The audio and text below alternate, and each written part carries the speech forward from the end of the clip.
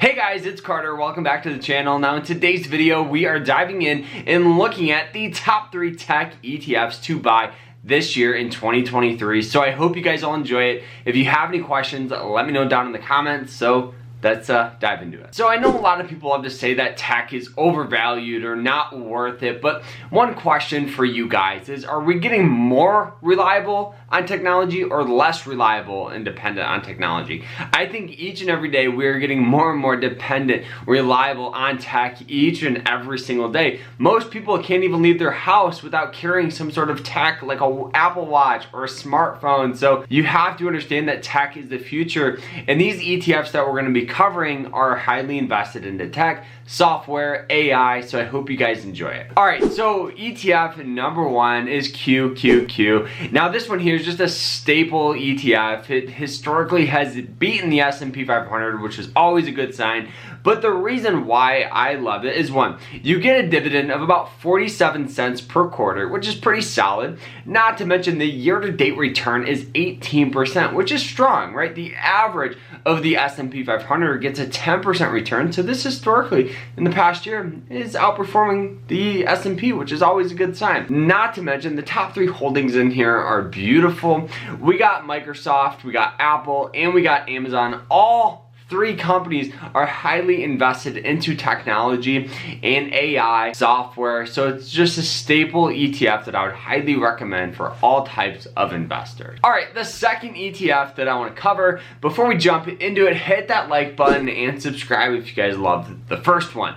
Alright, now that you guys did that, let's move on to ETF number 2. Alright, ETF number 2 is ticker symbol SMH. This is a semiconductor ETF, so it's 100% devoted for technology. And the top 3 holdings in here are fantastic. All these companies are highly invested in the tech and software and AI, so it's awesome. So looking at the top 3 holdings in here, we got the one and only NVIDIA, we got Taiwan Semiconductor, which Warren Buffett just invested billions of dollars into, and we got AMD. So all of these are a fantastic picks, and the year-to-date return is 28%, which is awesome. That's beautiful. That's great growth. Not to mention, you get a dividend of $2.40 per year. So with this ETF, you're going to be invested in the tech, you're going to have great appreciation, you're going to get some dividends, you're going to have a ton of opportunity because of the open AI we've seen. I think we all know ChatGPT has been the fastest online site to hit 100 million users.